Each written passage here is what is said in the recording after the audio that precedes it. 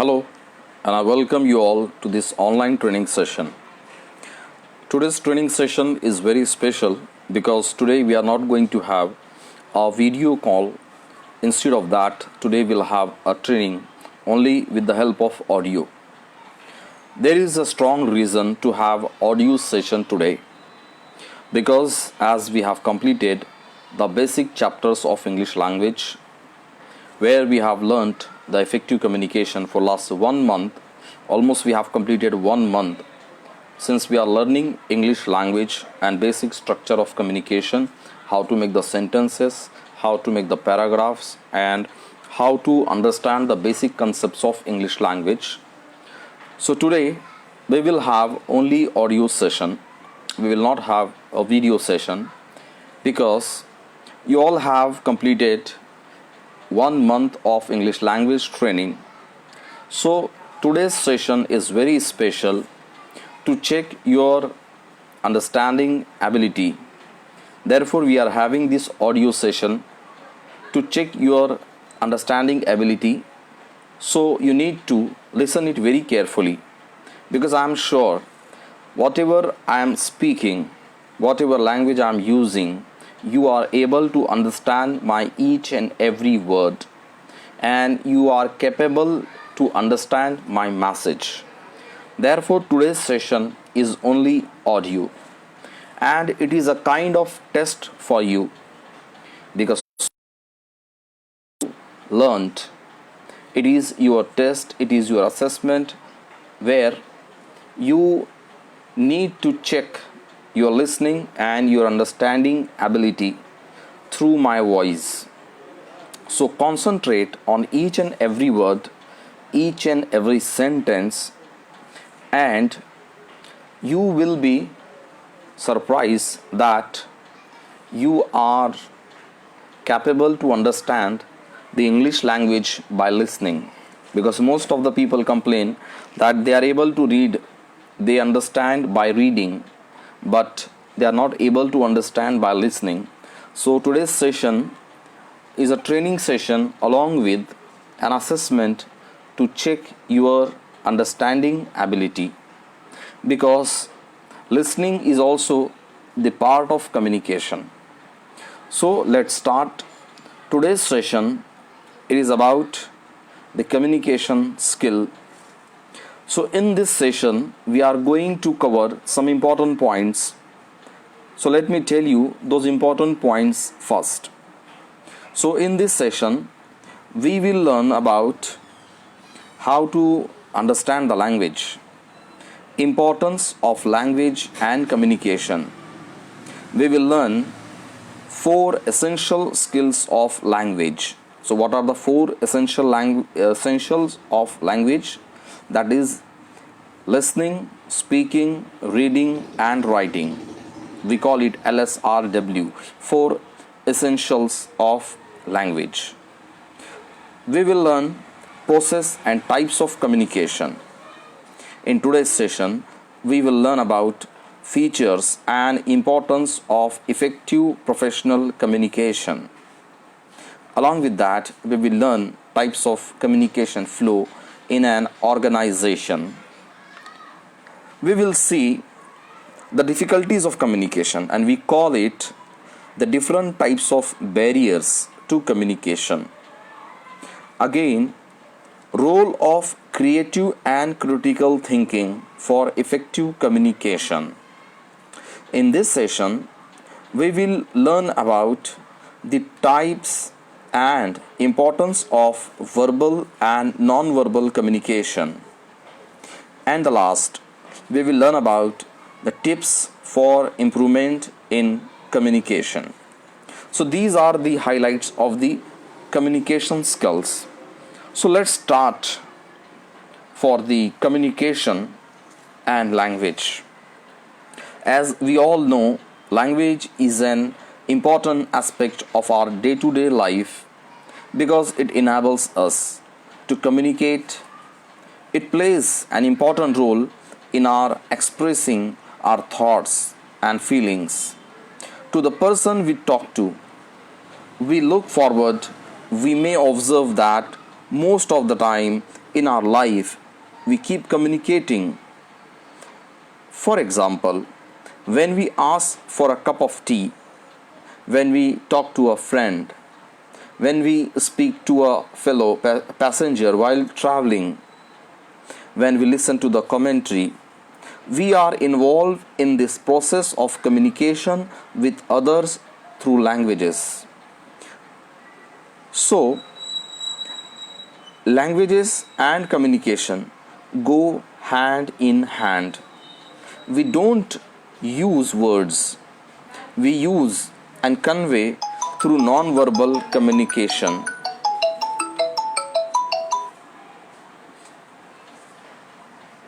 So, I was telling you that we use some cues apart from the words. Not only the words we use for communication, but apart from the words, there are many things which we do while having a conversation with the people.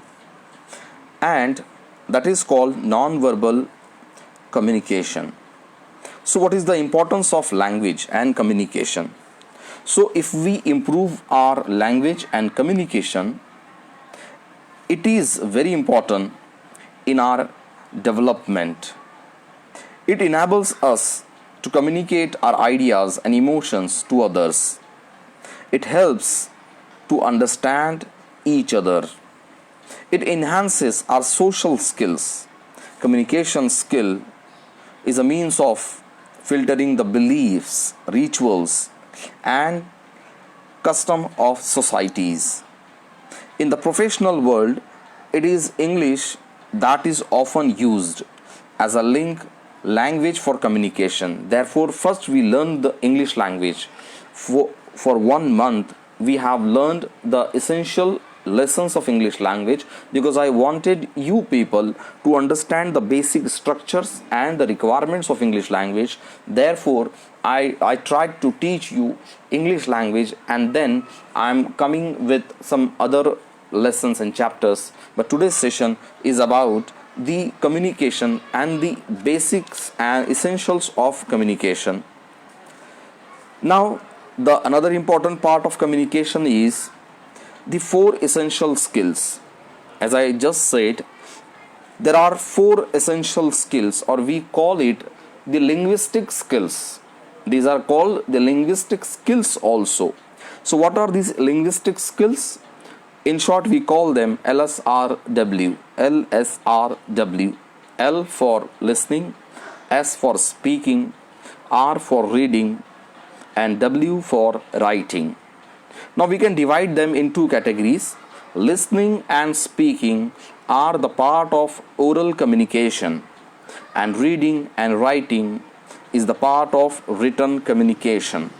So these are the 4 essential skills. We can call them the linguistic skills, which is necessary for any language. Now we'll see the short definition of language. So here we have a short definition of communication. The term communication originates from the Latin word communico or communicare, which means to share. Various researchers and analysts define the term in their own ways. Despite the different versions available, it can be briefly summed up that communication essentially means the transfer of ideas, feelings, plans, messages, or information from one person to another person. So this is the basic definition of communication, that we transform the emotions, ideas, feeling, or information from one person to another person. Now we'll see how does this process work. How does the communication process work? So the communication process works in a very simple manner. What is that cycle of communication? We'll see. So there are 4 major parts of communication process. The first is sender, the second is the message, the third is the receiver, and the fourth one is the feedback. So it continues in a circle. One who makes the sentence, one who encode the message is called the sender. Then the sender sends this message through a particular channel, and that channel we can call it a message also.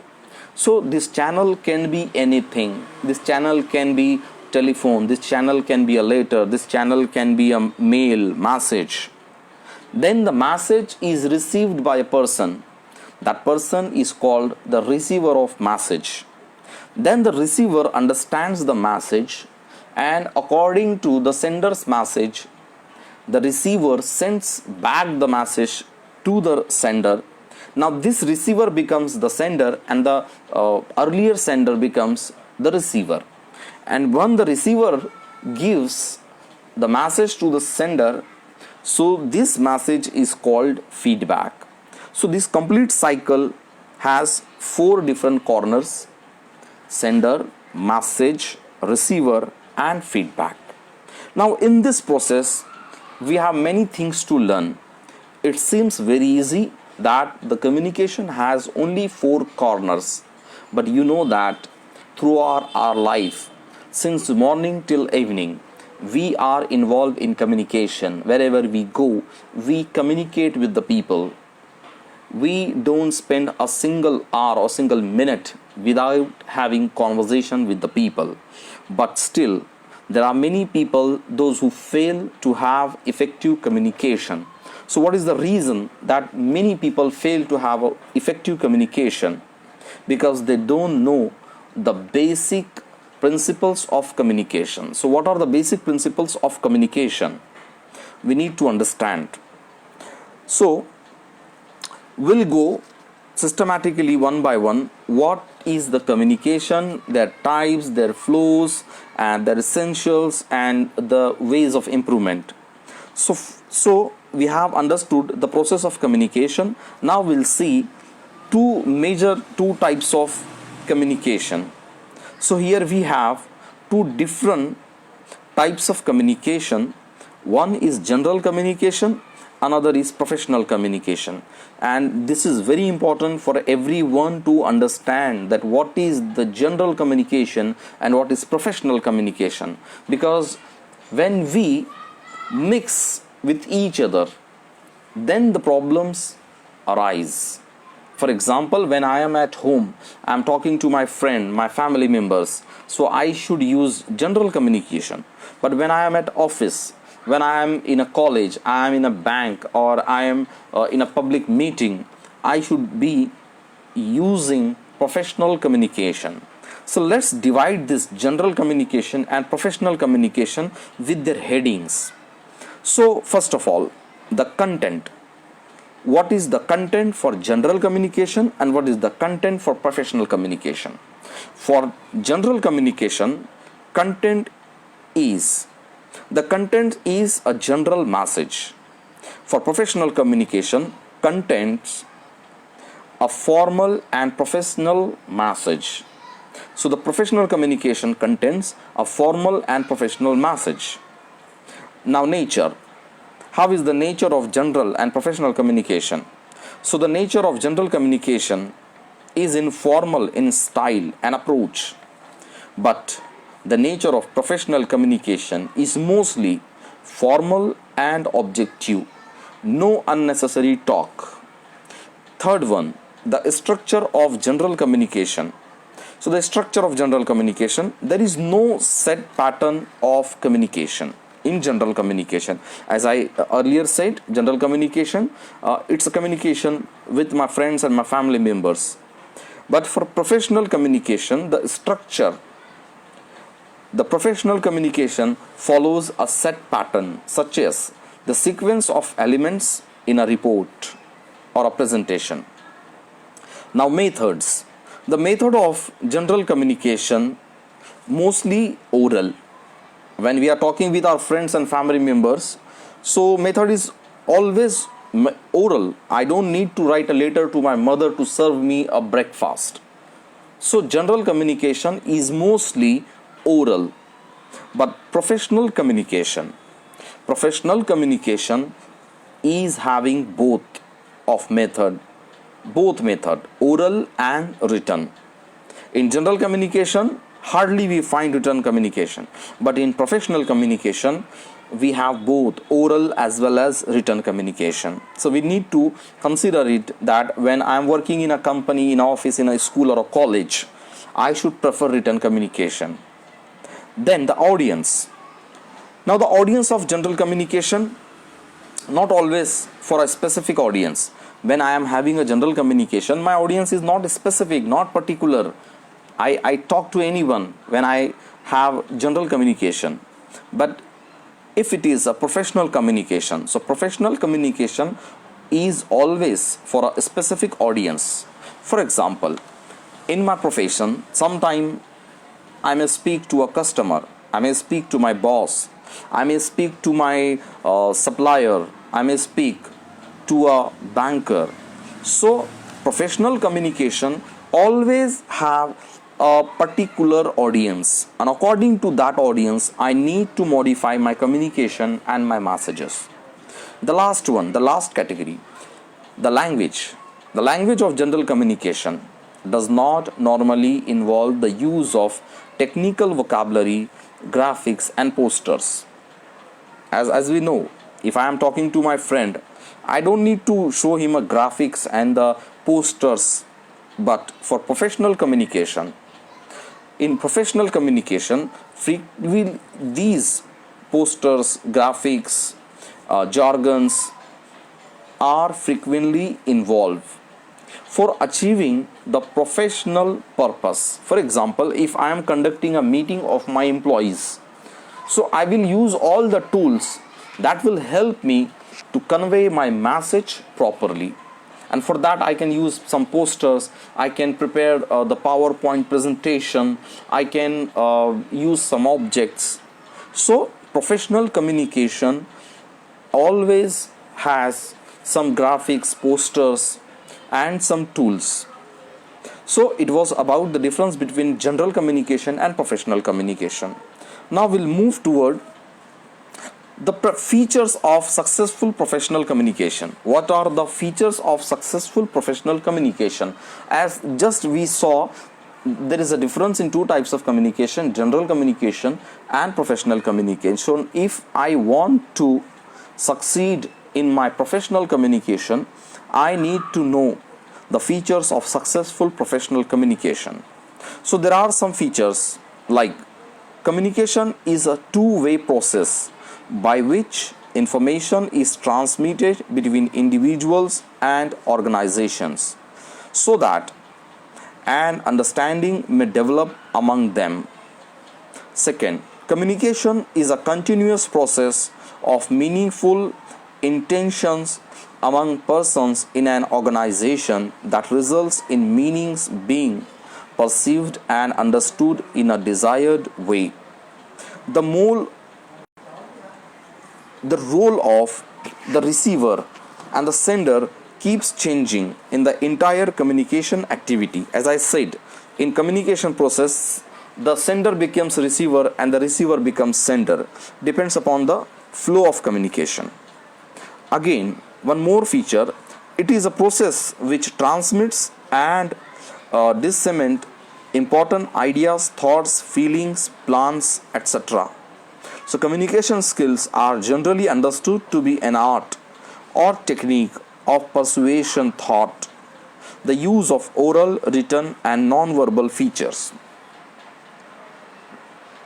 Now we'll see the different types of communication. Now this is very important because most of the time we think that we have only two types of communication, that we divide them in verbal and non-verbal communication. But let me tell you some important categories of communication. So I will tell you rapidly the different types of communication and their brief introductions. So the first one, basically we have 8 different types of communication. The first one is verbal communication. So the verbal communication has two categories. One is oral communication and second is written communication. So verbal communication, both spoken and written expressions are used in the communication process. So the oral communication, what is oral communication? a face-to-face interaction between the sender and the receiver who use the spoken variety of language, that is oral communication. Now written communication, a sender uses the written mode to transmit his or her messages like reports, proposals, and etc. Now non-verbal communication, the second category, non-verbal communication. So what is non-verbal communication? The communication without using a word through body language and paralinguistic features. So in next paragraph we will learn in detail about non-verbal communication. Okay, so this is the second category, non-verbal communication, where instead of words, whatever we do is the part of non-verbal communication. The third one is interpersonal communication. Interpersonal communication, communication taking place within one's own self during self-reflections, contemplations, and meditation. So this is intrapersonal. Just mark my word, intrapersonal. It is not interpersonal, it is intrapersonal communication. So in short, what is intrapersonal communication? When I talk to myself, when one person talk to oneself is called intrapersonal communication, or we can call it the self-talk. When we are talking to ourselves, when I am speaking to myself, nobody is there and I am talking to myself, this is called intrapersonal communication. The next is interpersonal communication. Now what is interpersonal communication? Interpersonal communication, written or oral communication that occurs between two or more persons. So interpersonal communication means when two people have conversation, when two people are communicating with each other, is called interpersonal. The next is extrapersonal communication. What is extrapersonal communication? Communication with non-human entities such as animals, birds, walls, house, trees. This is called extrapersonal communication. And the next one, mass communication. What is mass communication? Conveying messages to an entire population through books, the press, cinema, television, radio, or internet. This is called mass communication. Means when we are sending our messages, conveying our messaging to a group of people, that is called mass communication. And the last one is media communication. Media communication, the communication through electronic media such as computer, internet, cell phone, LCD videos, television, etc. This is called the media communication. So here I have shared with you 8 different types of communication. Now we'll move toward one of the important part of the communication, that is the flow of communication in an organization, and we call it communication flow. Means how does a communication flow from one person to another person? It has different directions. So we'll see what are those directions. So the formal flow of communication in an organization can be divided in the types presented as I'm giving you. So the types, the first type is horizontal flow.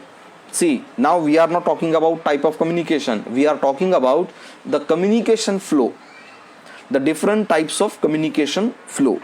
So the first type of communication flow is horizontal communication flow. What is horizontal communication flow?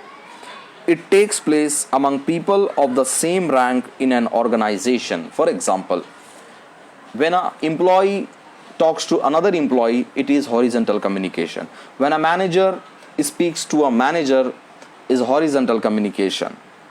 So this is called horizontal. Now the second category is vertical communication flow. Now what is vertical communication flow? The vertical communication flow takes place between the hierarchically positioned persons and can involve both downward and upward communication. So now vertical means the higher authority will talk to the lower authority, or sometimes the lower authority will talk to the higher authority. This is vertical communication. And what is horizontal? When two people of same rank talk to each other, that is called horizontal. For example, the manager speaks to manager of different department is horizontal, but when a manager speaks to a worker is called vertical communication. Okay, again, in vertical communication we have two types of vertical communication, upward and downward. For example, when a low rank employee talks to a high rank employee is called the upward vertical communication. Means from bottom to top level communication is called the upward vertical communication.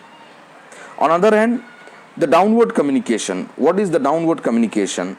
When a person of high rank communicates with a person with lower rank, for example, a manager communicates with a worker, this is called the downward vertical communication. So in vertical communication we have two types, upward or downward. The next one is crosswise communication flow, or we can call it a diagonal communication flow. It takes place between managers and workers located in different functional divisions or units.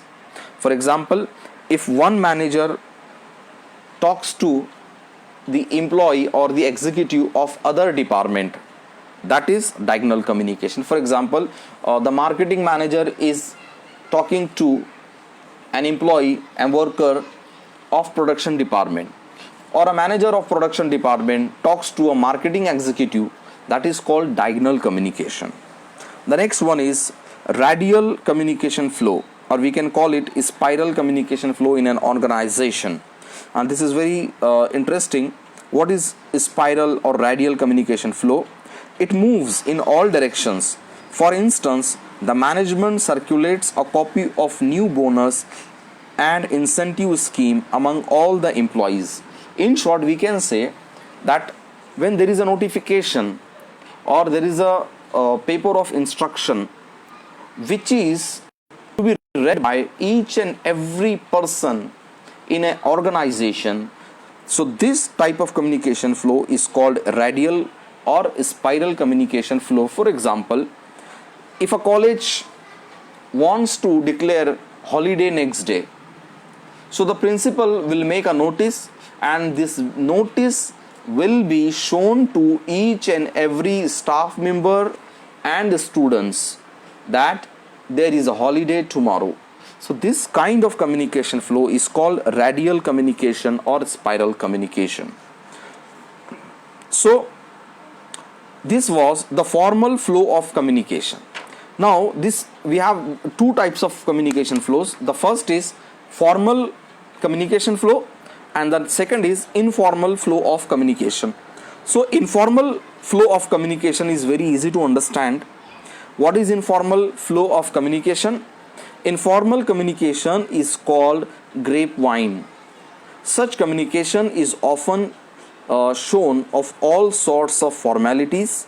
For instance, rumors running in the organization, and the rumors about the expansion, promotion, demotion, that the extramarital affairs of the employees, or anything, any information which does not have any solid proof, which is not in the written format, and the employees just share with each other mouth to mouth, and there is no base for any information. This kind of communication flow is called informal flow of communication.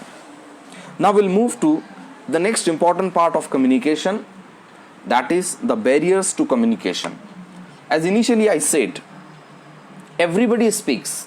See, everybody speaks in your society, in your locality, in your office, in your college, wherever you go, all the people speak with each other, but most of the people, they fail to have effective communication. You know what is the reason? There is only one reason, and the reason is barriers, obstacles. So what are the barriers to communication? We will see here. Okay, so in short, I will explain you all the barriers of communication, why our communication fails. Now we will see the reasons of failures in communication. So the first barrier to communication is the perceptual barrier. Perceptual barrier. What is perceptual barrier?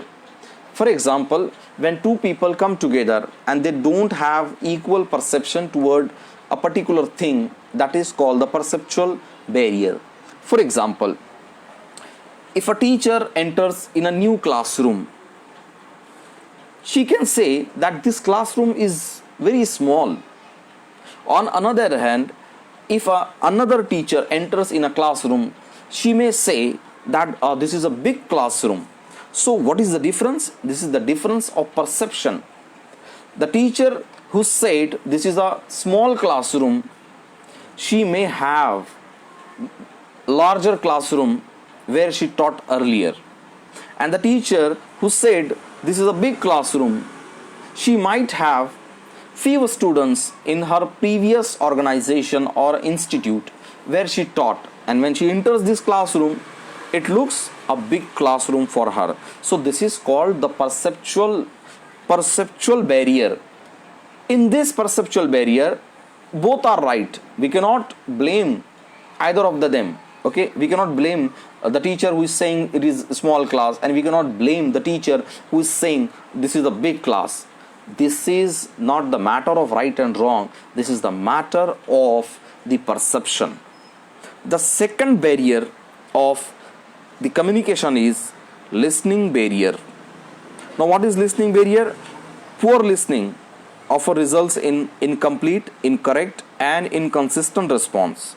Sometimes people do not listen to others properly and patiently, because rather than listening to others, they may just be waiting anxiously for the speaker to keep quiet so that they may articulate their own views. This is also a barrier, and we see such people around us. Those who just want to speak, they don't want to listen to anyone.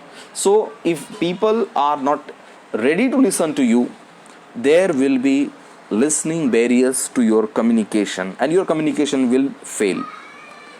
The third barriers to communication is language barrier, and this is very easy to understand. What is the language barrier?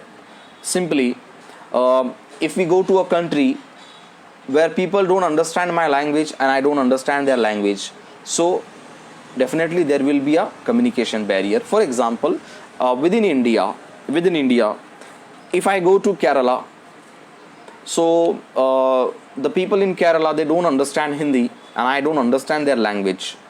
So it will be very difficult for me to make my communication successful. So this is called the language barriers to the communication.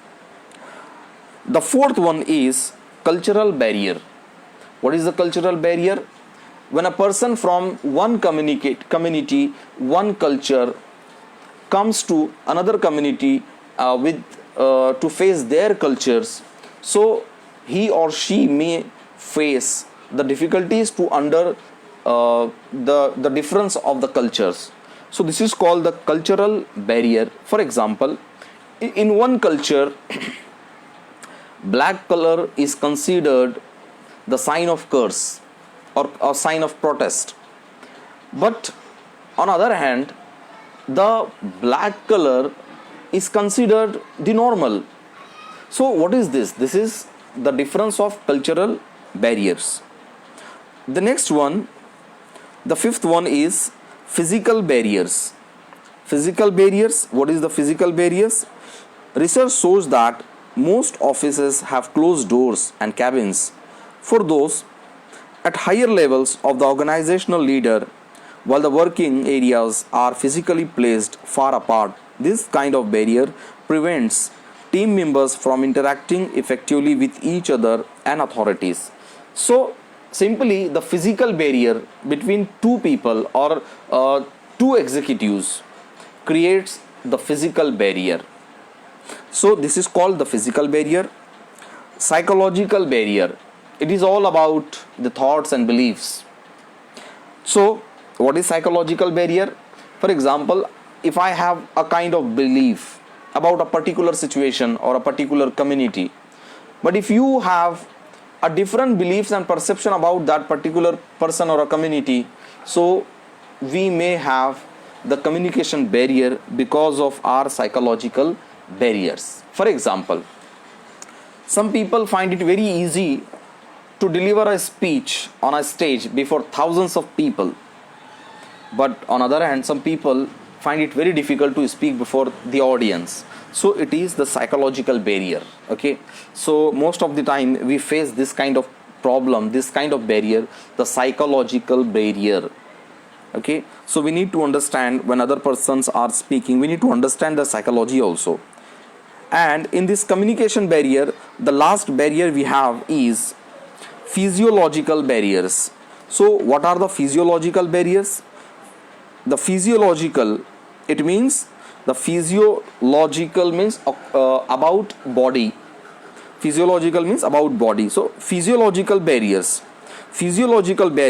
due to headache, fatigue, or other health reasons. For example, if my head is paining, there is a pain in my stomach, my legs are paining, my nose are running, and my hands are itching, means if I have any pain in my body, or if I am hungry, if I am sweating, so all these things are affecting my body. So this kind of barrier is called physiological barrier. So communication process are not able to, if I am having this kind of pain in my body, so I will not be able to have successful communication or effective communication. This leads to either complete breakdown of communication or miscommunication between two people. So if my body is paining, I may not concentrate on a successful communication. So this kind of communication barrier is called the physiological communication barrier. Now we'll talk about the role of creative and critical thinking for effective communication. Now this is the another point. We have entered into the just last 2 points, where we'll discuss first about the role of creative and critical thinking.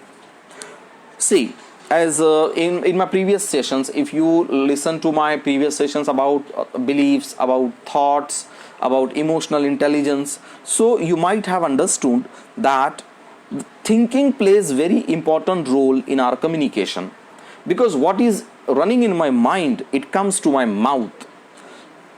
So we need to have critical and creative thinking to make our communication successful. So if we have creative and critical thinking, how it will help us? So first of all, understand what is the difference between critical and creative. Critical thinking means to consider the situation, to consider the person who is speaking to me, to consider the time, to consider the audience, to consider the message, to consider the occasion. Means a general consideration is called the critical thinking. And creative thinking, something new, something out of the box. Means what I think most of the people fail to think in this way, that is called creative thinking. So in short, consideration is called critical thinking and thinking out of the box is called creative thinking. So these both are very important for effective communication, critical and creative thinking. So if we have critical and creative thinking, so we can win any conversation and we can convince the people easily. Now we'll talk about verbal and non-verbal communication. So verbal communication, what is verbal communication? Initially I said where the usage of words, when we use the words, is called verbal communication. In verbal communication, again we have two categories, that is oral communication and written communication. What is oral communication? When we have face-to-face conversation with a person, when we are having interaction between the sender and the receiver, is called oral communication. In this type of communication, there could be two or more people.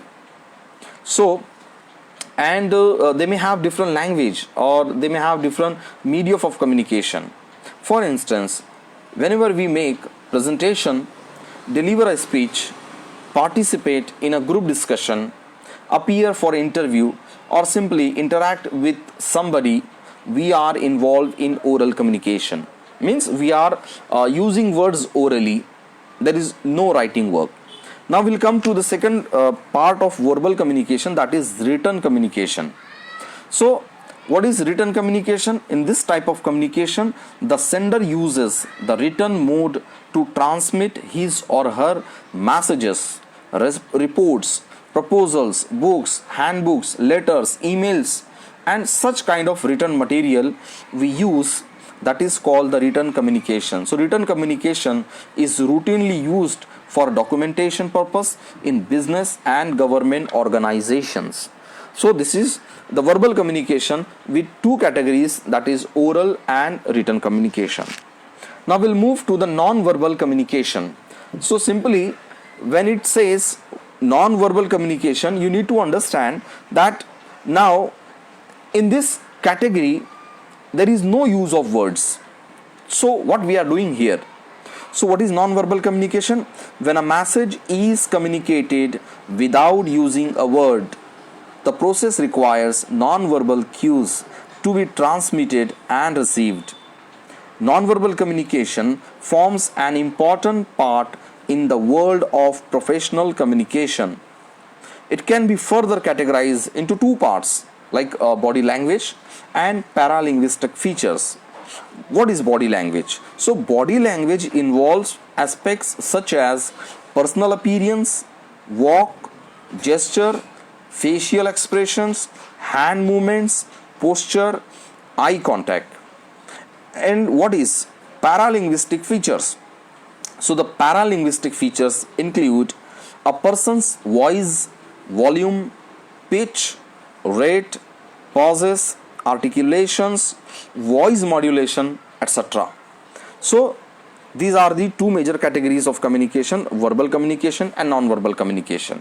So in verbal communication we are using words, but in non-verbal communication, apart from the words, whatever we do is the part of non-verbal communication. And what we do while having the conversation with people, we make eye contact, we have expressions on our face, we move our hands, that is called the gesture, we move our neck, that is called the nodding, we make eye contact, we smile, we move here and there, our standing position, our sitting position, our voice, our pitch, our tone, our speed, our pause, these all are the parts of non-verbal communication. And you won't believe that people don't pay attention toward your words, but they pay attention toward your actions. Therefore it is necessary to develop your body language and paralinguistic features of non-verbal communication.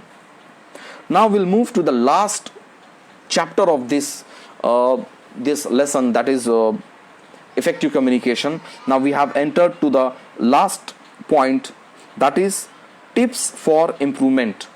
Now so far we have discussed many things about the effective communication, its importance, its features, its different categories, different types, its barriers. Now we'll talk about how to improve communication. So listen very carefully this part. This part will help you to improve your communication. So there are some ways to overcome the different types of barriers we confront both in our personal and professional lives. First, send the data only to the people who require it. So what we are discussing? We are discussing some tips for improvement. So what is the first tip? Send the data only to the people who require it. Second, emphasize the major ideas. When you don't have much more time, you need to focus on the major ideas. You don't need to go in detail. Okay, so the second point is very important, that emphasize means you need to focus on the major issues. Then the third one, delete unwanted details. when you are having a conversation with people, either orally or in a written format, and you want to make people understand your message, so delete unwanted details, make it precise, short but beautiful. The fourth point is maintain transparency in policy matters. If it is a professional communication and you are dealing with your clients or your boss, so keep everything clear. Keep everything clear, then only you will have effective communication. The fifth point is ensure clarity in message and look for a genuine feedback. Now this is also very important in a professional communication. You should be clear in your communication.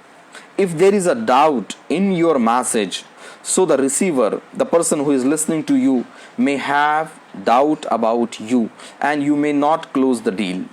The sixth tip we have for the improvement of communication is understand each other's emotions. Especially when you are talking to a person, you need to understand other person's emotion.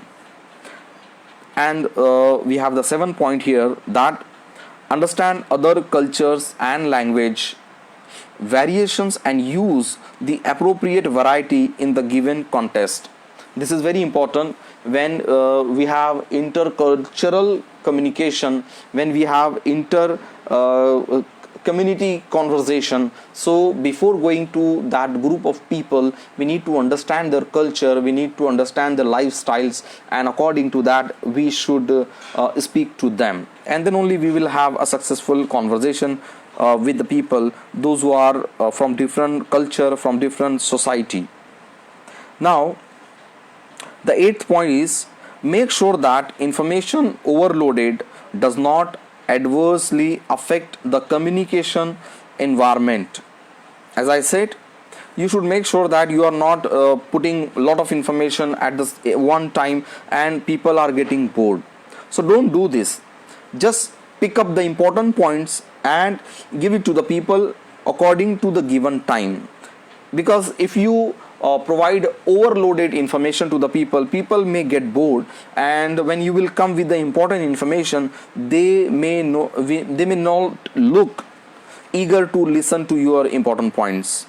The ninth point we have, maintain openness and acknowledge that people have different perceptions and views regarding the things.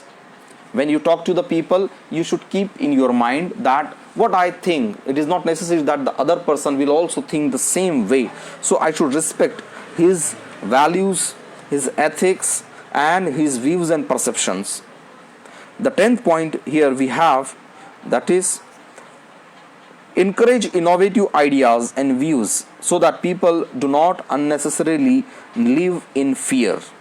So when a person, especially if your junior is talking to you, encourage that person to share the creative ideas. Don't try to dominate, because if you dominate the newcomers or the juniors, so these people may be afraid of sharing new ideas and innovative plans with you. So the 10th point is very important, that we need to encourage the people to share the innovative ideas with us. The 11th point we have, listen attentively to others. As I said initially, that listening is also the part of communication. So we need to listen very carefully. We should look attentive. When the person is saying something, we should give him some clues that your conversation is going very interesting and I am listening to your each and every word. Because if you look attentive, the other person also speak to you in a better manner. And the last point here we have the point number 12, speak with clarity and conviction. So clarity comes with the easy words. Whenever you communicate with the people, try to use easy, simple words which are mostly used by the people. And whatever you are speaking, you should have a conviction. Means if you are trying to convince other, first you should be convinced with your information. To sum up, so these are the information about the improvement of communication.